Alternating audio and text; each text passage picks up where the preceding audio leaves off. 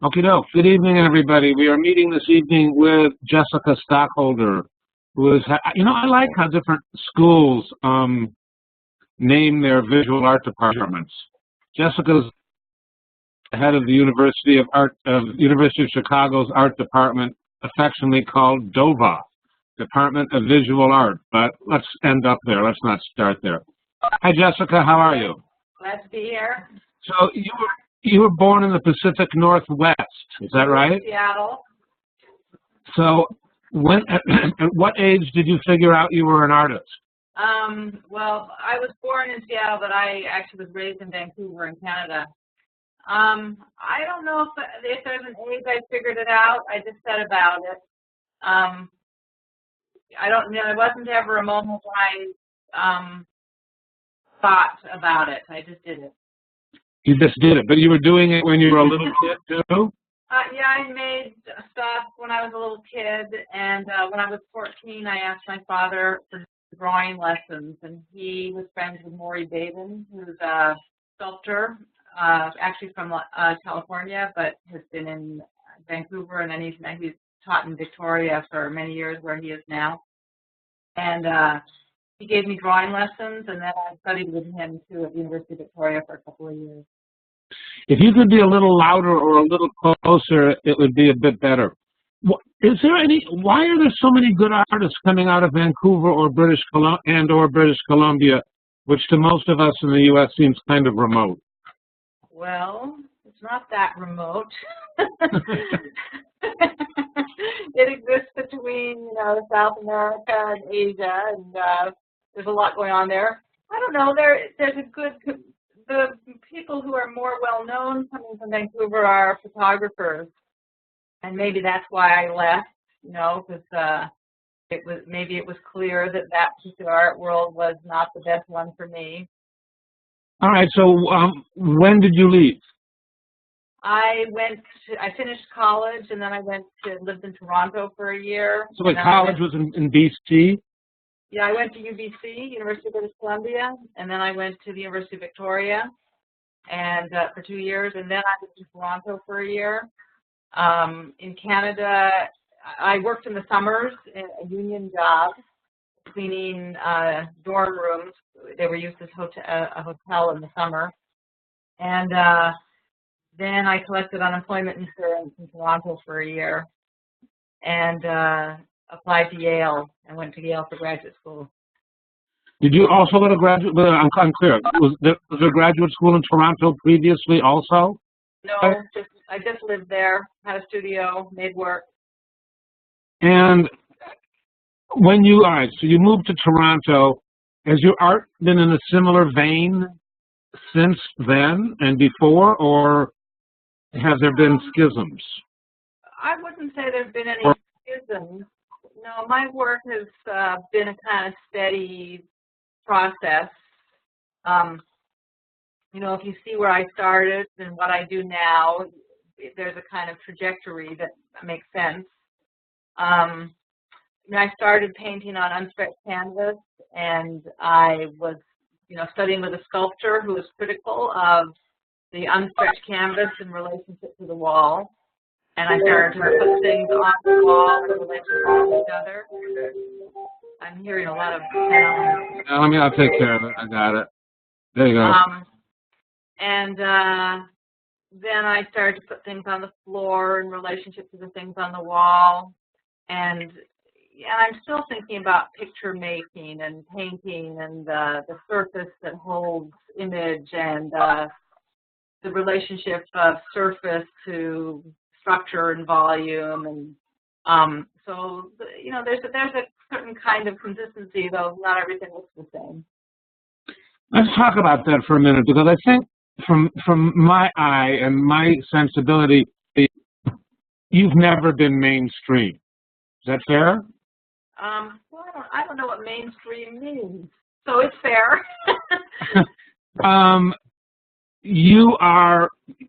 You're existing on the periphery of what constitutes normal in the art world. What's normal? How if I know? But Tell me what that is.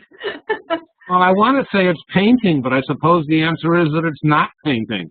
Yeah, I don't think it's painting. Painting is accused of death regularly.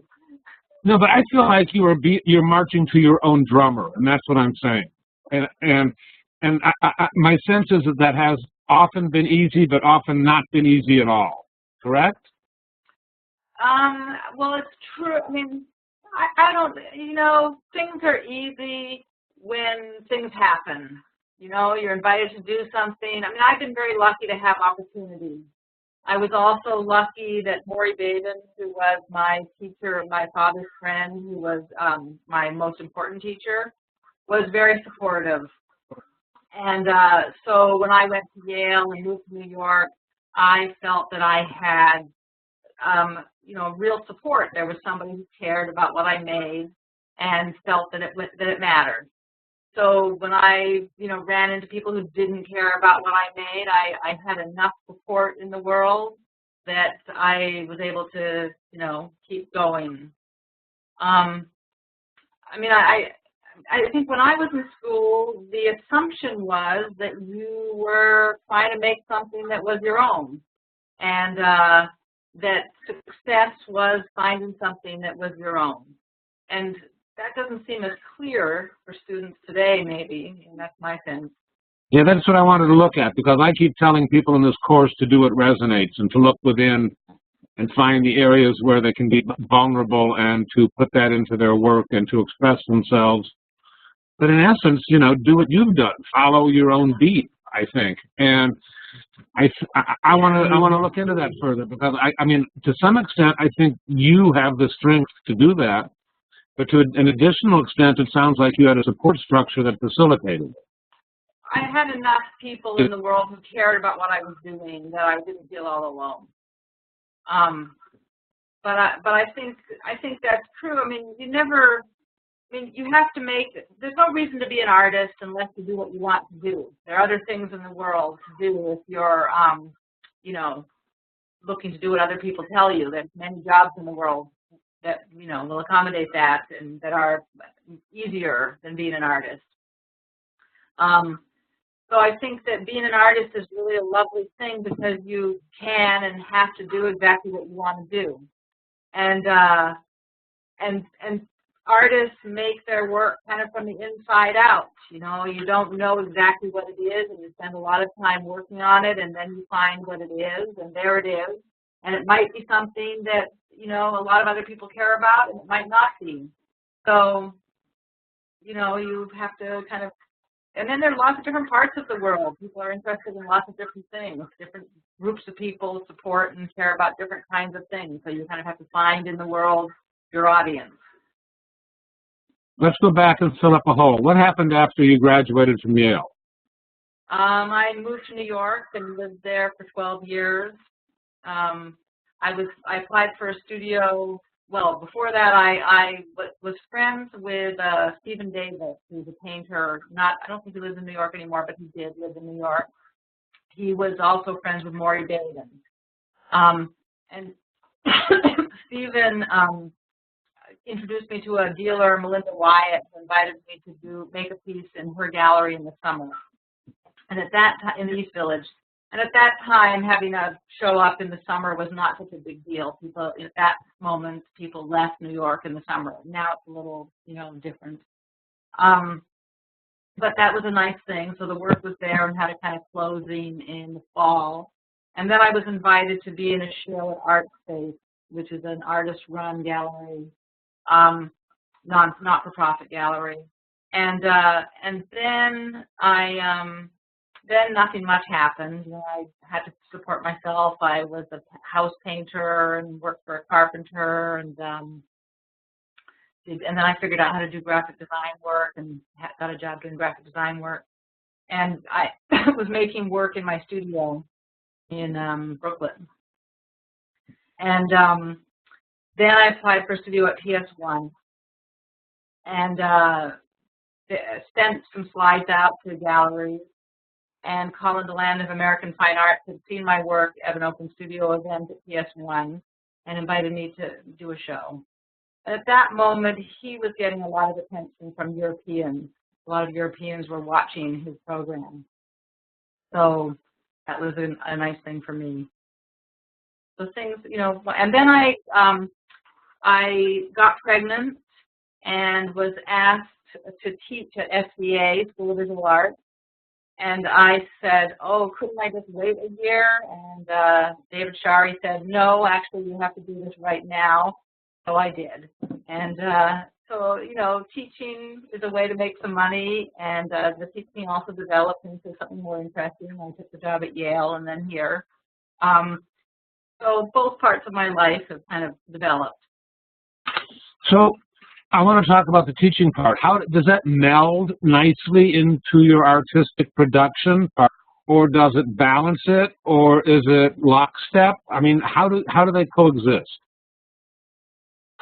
Well, I'm glad I didn't get a teaching job fresh out of graduate school. I did apply for some teaching jobs and didn't get any.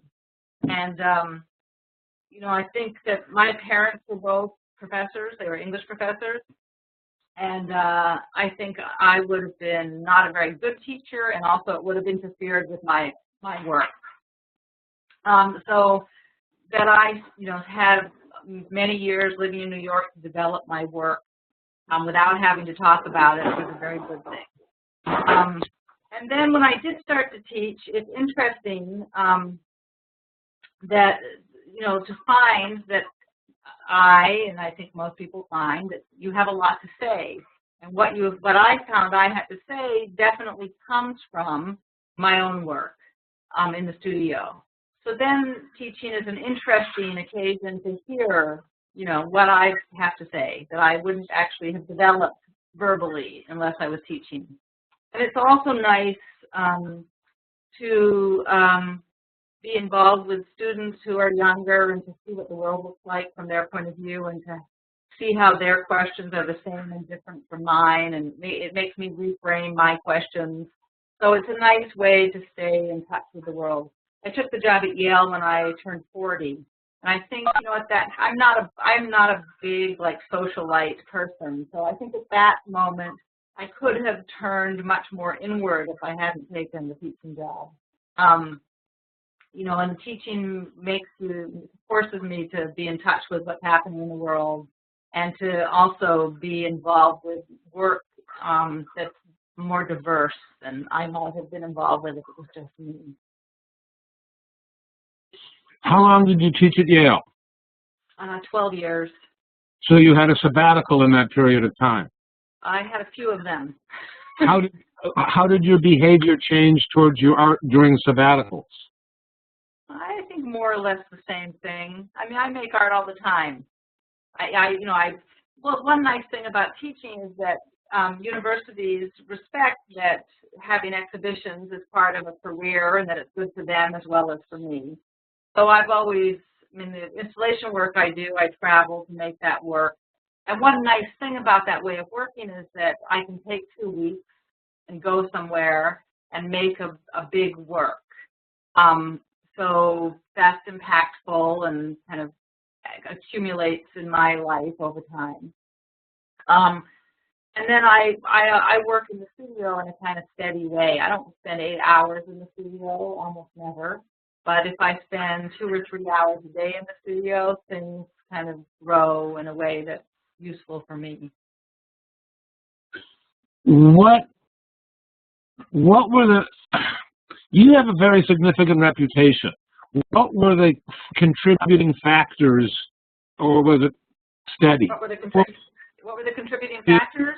Yeah, the significant ones. I mean, did getting a position at Yale change things? Did that give you instant credibility that added a digit to your sales prices?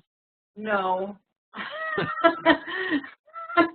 No, I don't think university jobs do much for market prices. Probably nothing.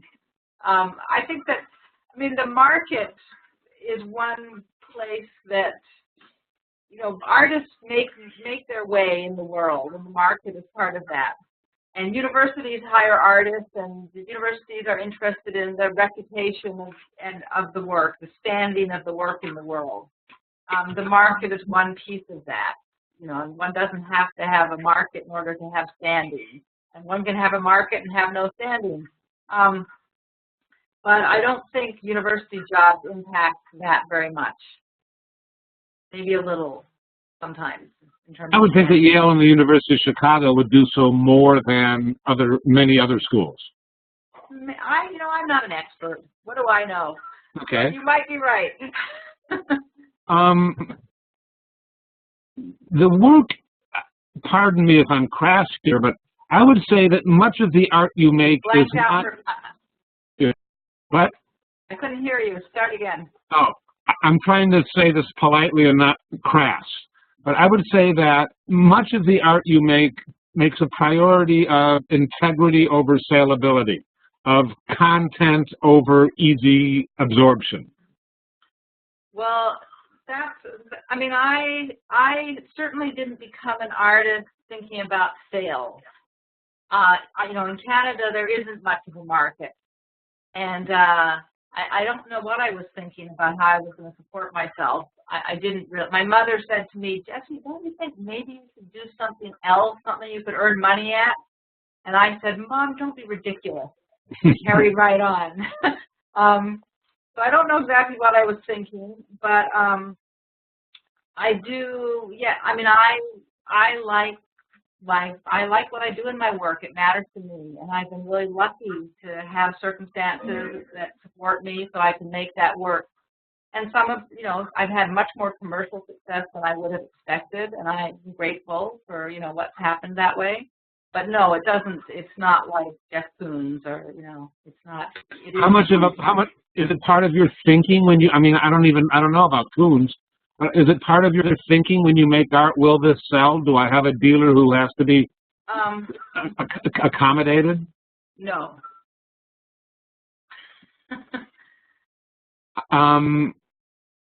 That's a nice situation. Yeah. Is that because you have a salary from teaching? Well, yeah. I think I have a salary from teaching in part because I didn't want to be in a situation where my work had to feed a market. It's really nice to have a foot in both places because there are different ways of thinking and valuing in academic life and in the marketplace, and both of them get kind of insular and self-involved, and it's really nice to, have more than one place to look in relationship to valuing. I think it matters to me to have an audience. If I have nobody to look at the work, no way to share the work, that's a very difficult thing. And so I feel really privileged to have an audience.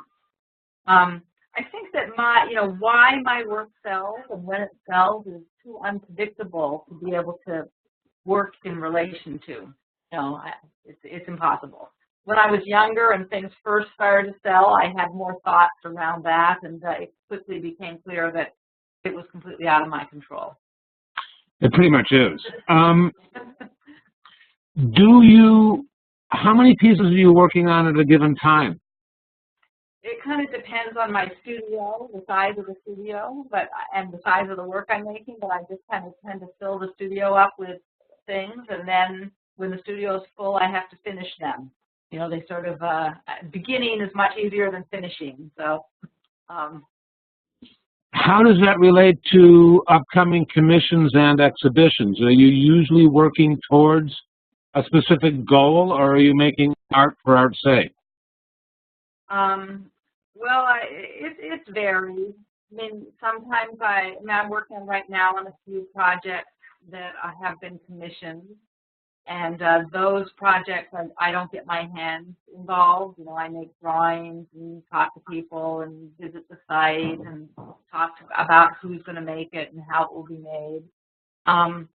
Or I am invited to make a kind of installation work somewhere, and I go and see the site, and I come home and I make drawings, and then I go and make the work over a couple of weeks. And in those cases, I work with other people to make the work. Or in my studio, I'm just alone in my studio. I don't hire people to work with me in the studio. And in that case, it's a process that, I don't have to be articulate about the process. I don't have to explain to anybody what I'm doing. And the work can just develop. And I try to be careful about scheduling things so that I feel relaxed in the studio. I don't like to feel like I'm under a pressured schedule to make things. Though different, sometimes it's nice to have pressure and sometimes it's nice not to, and different kinds of thinking and making happen under those different circumstances. Did you just move to a new studio in the last few months? 6 months? I moved to a new studio about a year ago. Okay. I moved to Chicago 2.5 years ago, and I had a studio at the Hyde Park Art Center for a year that was temporary. And then I moved to this studio, I guess, about a 1.5 years ago. Okay, and then other people have been moving more recently, I guess. So, how did the move affect your art making? Were the studios similar size, similar equipment? Well, I have all my own kind of rudimentary equipment, but I kind of took this move as a moment to try to think about making some changes in my work. So, I mean, I'm still, moving was a big deal. Moving from Connecticut, moving the studio, having to move the studio again a year after being here. It's been a little tumultuous. But I've been kind of intentionally trying to take some left turns in my work. I've been making a lot of drawings, and right now, I have stuff going on in the studio that I can't tell you what it's about. It's kind of very open and trying to make something new happen. All right, well, let's talk about it without giving it away. What made you feel like this was appropriate? Had you been putting this off for a while? Did it feel, what brought this on? Well, I think, that I decided to move at all was part of the same thing. Okay. I could have stayed at Yale and spent the rest of my life in Connecticut. I had a very comfortable situation there, nice studio. But I felt like it was more interesting to try to kind of shake the whole equation up a little and have another chapter in life. So, and then, I think also, I don't know, I mean, I know something about what I'm doing, and it seems more interesting to try to not know what I'm doing. And at some level, that's always an effort in my work. I'm always kind of pulling the rug out from under what I do. But this time I'm trying to introduce also some new parameters. The drawings I'm making are kind of in relationship to alphabet. I realized that my work over the years I've been making things has been very much in relationship to architecture. Almost all of us work in relation to architecture in one way or another. I mean, the work's meant to be shown indoors mostly, for the most part. It's made in relationship to geometry, and architecture is geometric, and picture making is related to windows in some way. So I kind of decided to propose that alphabet is another shared cultural form, a kind of abstraction, a generalized abstraction. And I'm making drawings in relationship to alphabet letters. And I'm interested, always have been and still am, in the relationship of the body to how things are to shared form. And so architecture is obviously made in relationship to the body. And I think that alphabet is too. An alphabet sits on a line. The line is like the ground.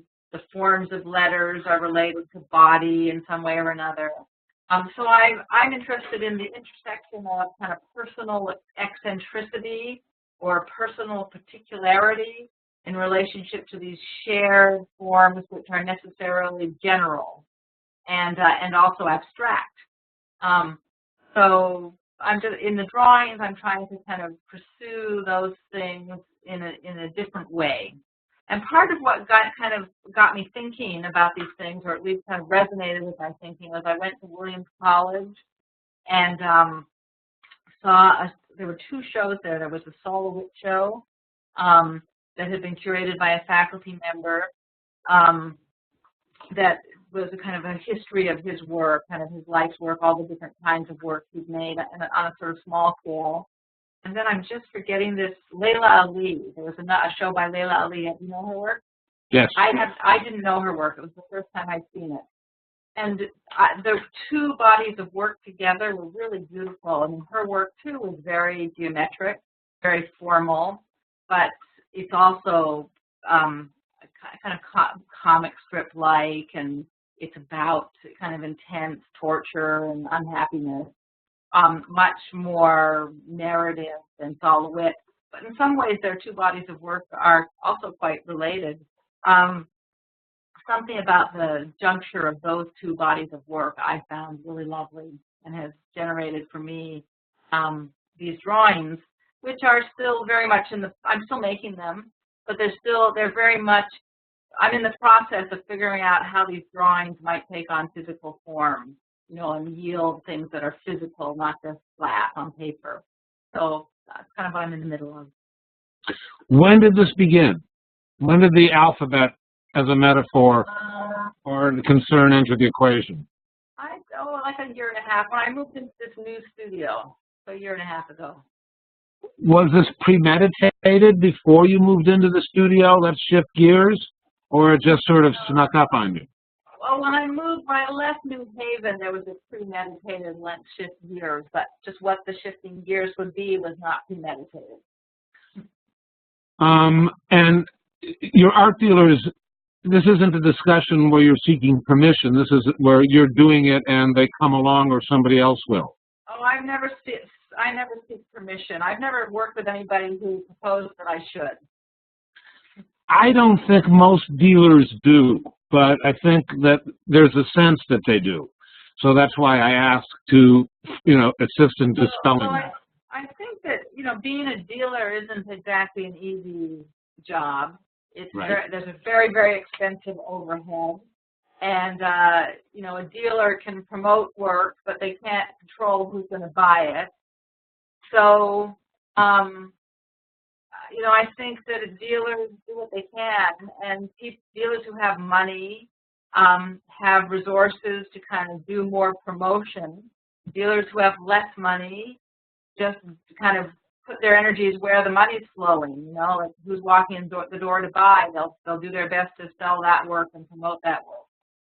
Artists complain about that. This dealer's not doing anything for me.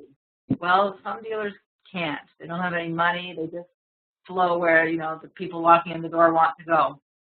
So, I think that it's, and who's interested in a dealer and then the artist, it's kind of like there's an unpredictable mythology that gets built and chemistry that happens, and it's like gambling, I think it's like gambling. But most of your work moves, right? I mean, you're not sitting on a whole lot of inventory. I'm sitting on some inventory. I don't have it here. It's sort of in various parts of the world. Yes, I have some inventory. I'm not selling like hotcakes at the moment. I mean, I sell some things. But this isn't particularly a concern. I mean, you are more about the making than you are about the selling or the getting absorbed part. Well, I like to sell things and make money, but I'm also really happy that I have a job so I can just make things and value the making of those things and share it with people. And also I'm lucky I have enough profile in the world that people want to show the work even if it doesn't sell like hotcakes. So, so yes, I'm okay. Who manages your non-sales activities? I mean, Mitchell-Innes Nash Gallery in New York, and I work with Brian Butler of 1301 PE in Los Angeles, and I have some galleries in Europe too. So they're taking care of most of the museum exhibitions, et cetera, and working on your behalf. I mean, are they fielding requests or are they generating exposure? Mitchell-Innes Nash, they have an archive of my work. They field requests. They send information to people. When I show with other people, the work is consigned through Mitchell-Innes Nash Gallery. they've actually been very supportive of the work. They've shown my work twice at Art Basel, in Art Unlimited, which is a kind of exhibition situation where they have to pay to show the work there. So they've been really supportive. Have you gone to these art fairs and promoted your work on their behalf or on your behalf, or have you avoided them? They don't seem to wish that of me, and, and no, I haven't. I've done that rarely. I don't go to many art fairs. I mean, I'm leaving for Miami in the morning. Have you been to these big shows? I've been to the one here in Chicago a couple times, and maybe here. I went to Art Basel once to install. I went to the Armory show in New York a couple times, but I don't make it my business to go to art fairs. I don't blame you, nor would I. I mean, I do it because of this course and to find more people to participate as guest experts. I enjoy them for an hour or two, and then it's a little overwhelming. Do you have a thought about what this implies for the art world? I mean, your work isn't fast. Your work is slow. Your work is about being absorbed, appreciated, understood, contemplated, precisely what art fairs aren't really about. Yes. But, I mean, more and more is moving in that direction towards, the 10-second read resulting in, I want it, or next piece, please. Well, and one can only hope that will change. In the art world, things seem to cycle. They don't stay the same. So you can only hope that, as time moves along, there'll be a moment that accommodates what you do. Yeah, but if we look at the over 100-year picture, it seems to be getting perpetually shallower. Yes, well, I won't be around forever. No, nor I, but still. Yes. Yeah, the Terrell show, I saw the Terrell show at LACMA. Yep. And, I really love some of his work. I've seen his work over the years, and I think that having a big exhibition at a place like LACMA, you don't have time to see the work. It doesn't happen if you have to see too many of them. No, you're right about that. That's unfortunate. You guys have any questions? We can open this up for questions if you want. Throw up your hands, and I will seek you out.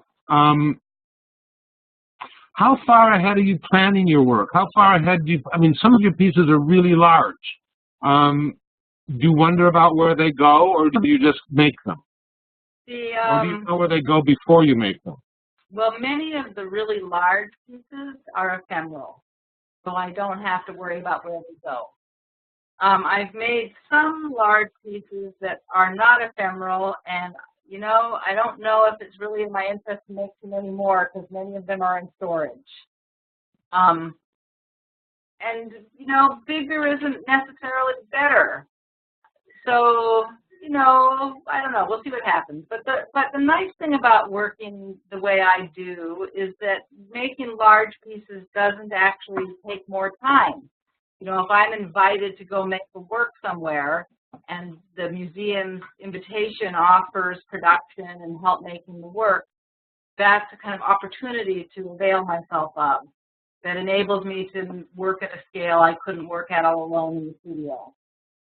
So, in the studio I work within my capacity, what I can afford, the size of the studio, materials I can manipulate on my own. And then when I'm invited to do things, I take advantage of what's attendant to the invitation that way.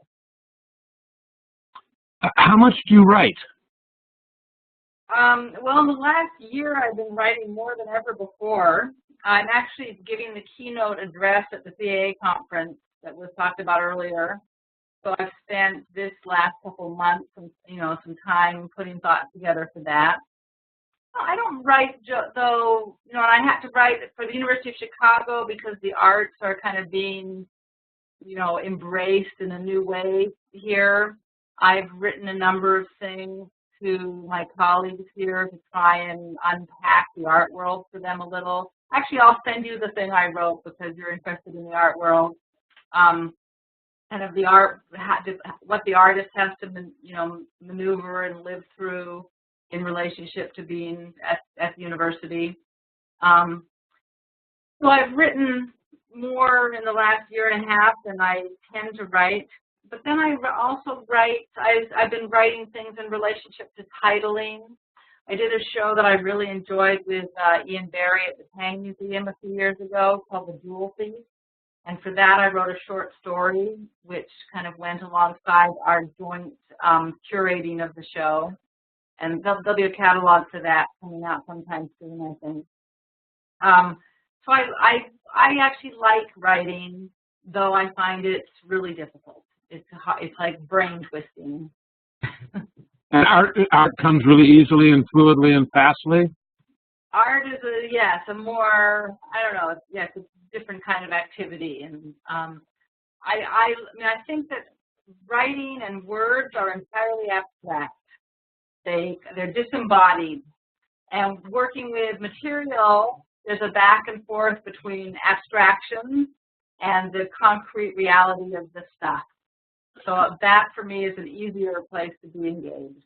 We'll have to find out subsequently if writers feel exactly the opposite. I'm curious as to how you define yourself. You know, when somebody meets you casually, do you say you're an artist? Do you say you're a sculptor? Do you say you're an educator? Do you say you're a writer? Do you always say the same thing, or does it depend on who you're talking to? I think I usually say I'm an artist. But not a sculptor per se. No, I'm a painter sculptor. Okay. I'm a hybrid. All right, let's take some questions. Kunal, you have a question. Go ahead. Hi, Jessica. First of all, I love your work, but unfortunately, I've never seen it in person. I've only seen it on the web as pictures. And I also do installation type of work, except these are more electronic. And one of my issues that I have is longevity and how fragile they are. Now, some of your work also look, to me, in a picture, they look fragile. They don't look, they're very solid. How much attention do you pay to that sort of thing? That how long this thing will last, or how much repair will it take? Well, the things that I make in the studio, I think about them as things that will last. And you know, I don't put acrylic paint over oil paint. I am attentive to, you know, how things adhere to each other and do my best to make them archival. On the other hand, I work with things I want to work with. So if I was only concerned with making things archival, obviously I wouldn't be making what I do make. But the larger installation work, one of the pleasures of that work when it's ephemeral is that I don't have to think about those things at all.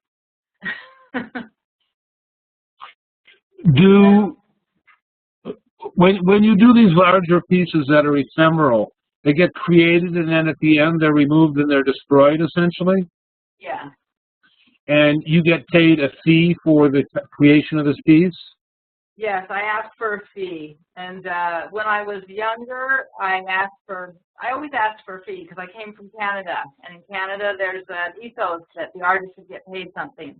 So I always asked for a fee.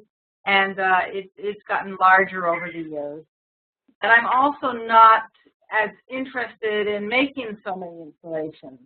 You know, I'd rather kind of exist a little bit more rooted to where I live.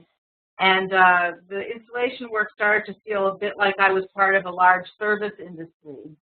So I make installations now when I really want to, you know, when I'm interested particularly in the people who've invited me, or if it's a really high-profile situation, or it's like an unusual, like the Tang Museum. Ian Barry's invitation to co-curate with him was a really unique and interesting invitation.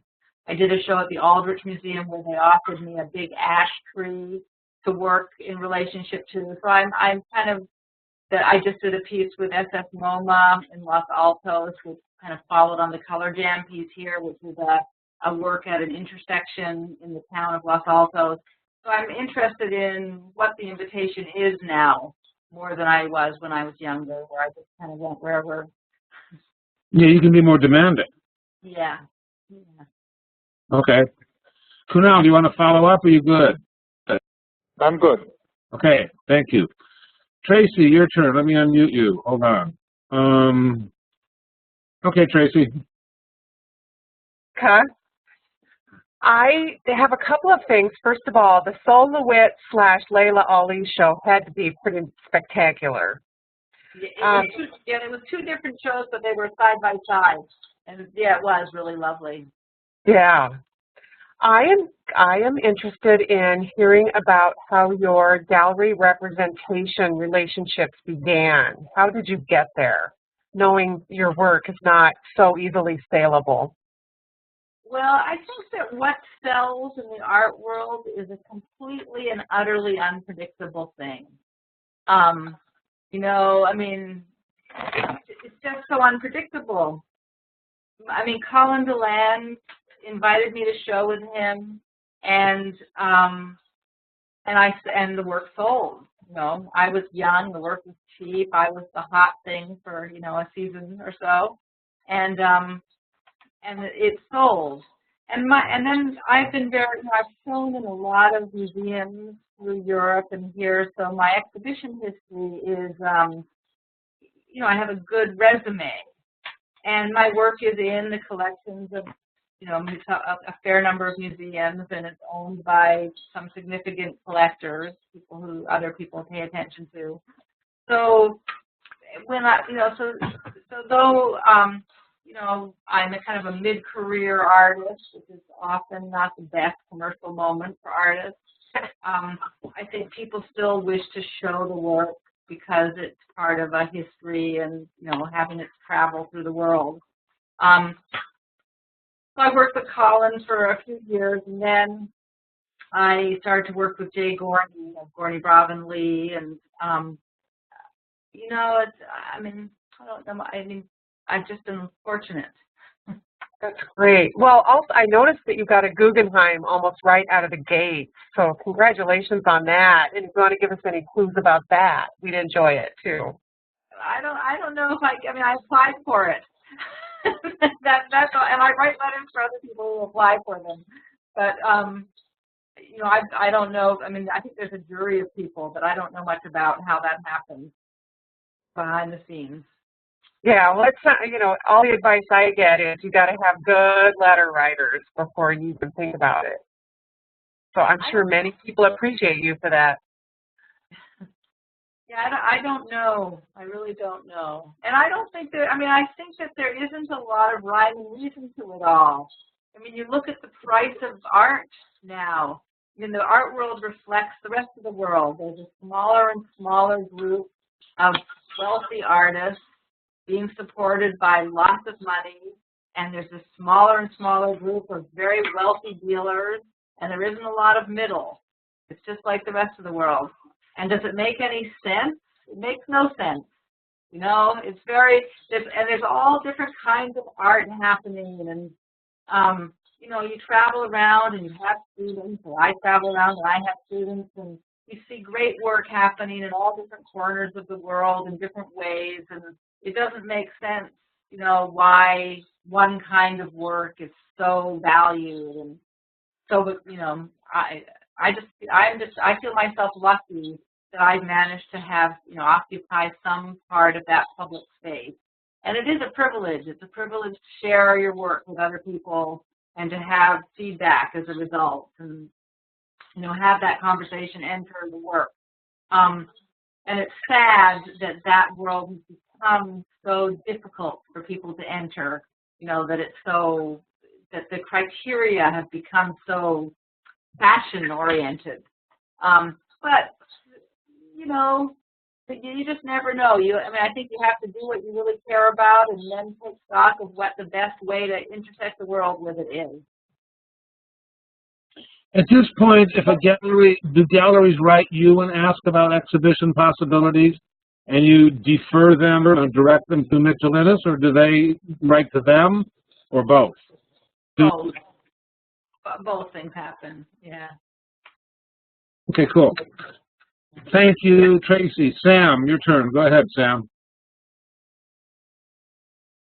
Loved your work for a long time, and I was, I think it looks great, but I also get the feeling that it could just go on, and I'd be interested in it forever.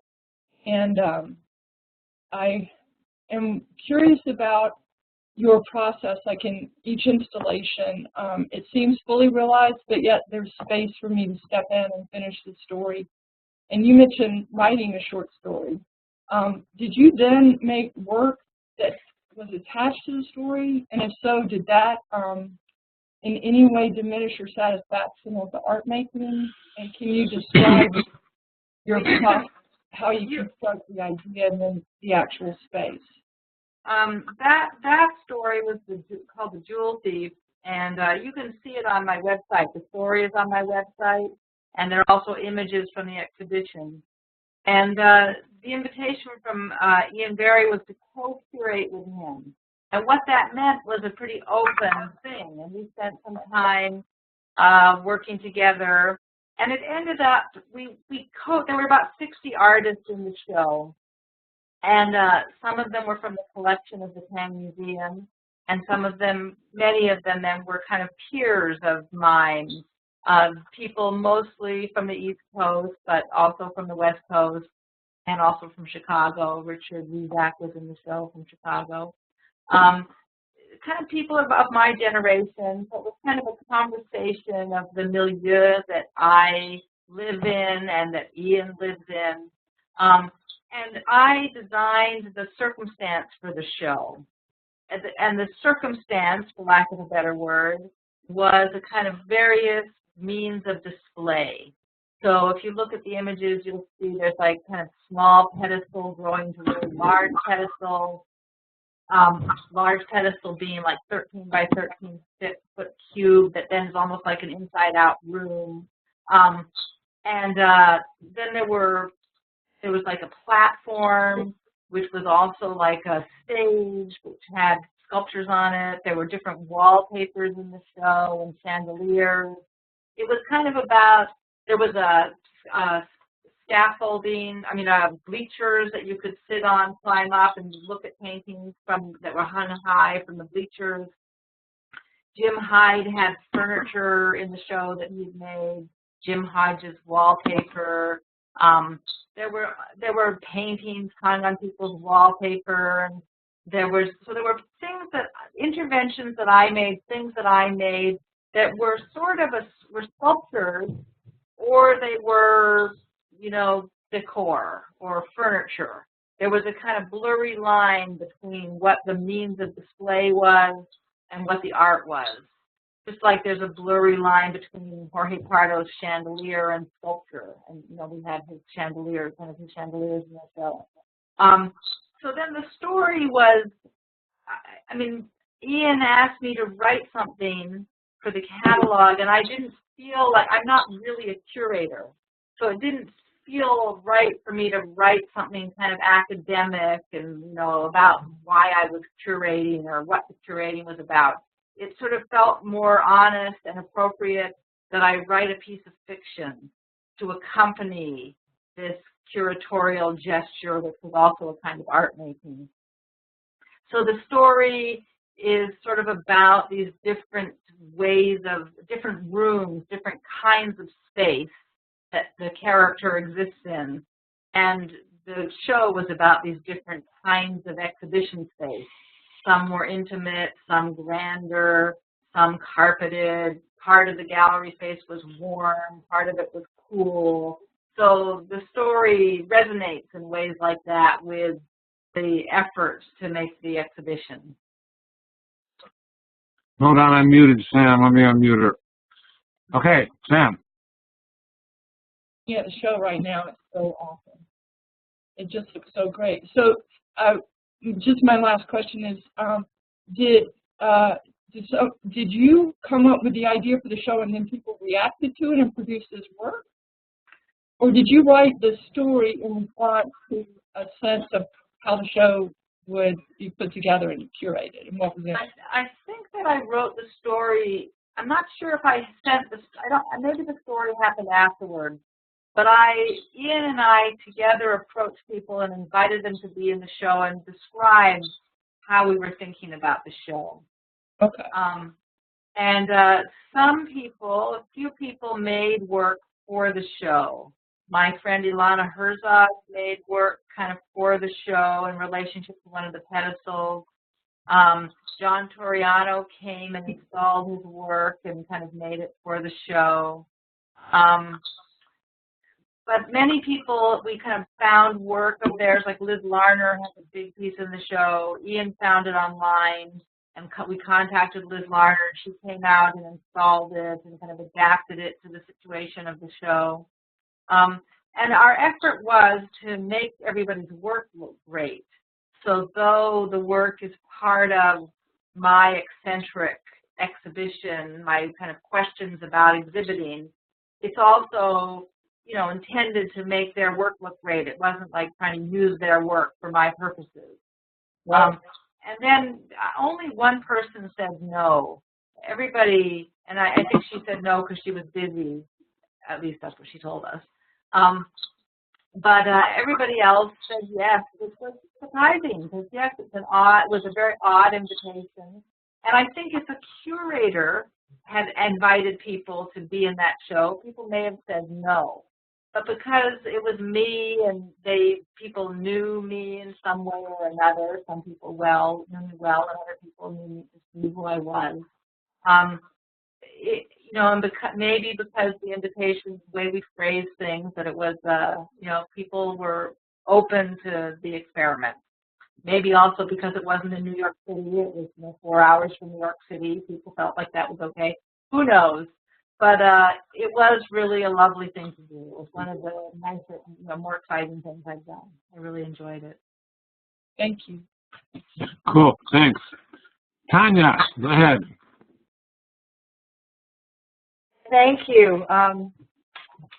So I'm really interested in the fact that you have the kind of reputation that you have, and your work is incredible, and you have this sort of amazing resume, and yet you define yourself as a mid-career artist, and that you also, you know, the sales don't reflect that, as you said.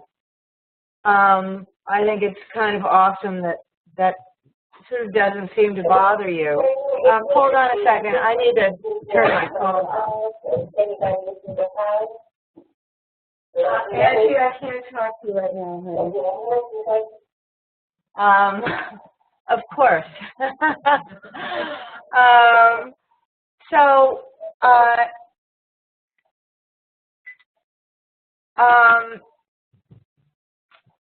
I'm kind of as a follow-up to that, I'm curious if you do any outreach yourself around other kinds of marketing, or if you leave that to the gallery that you're affiliated with. So, like that.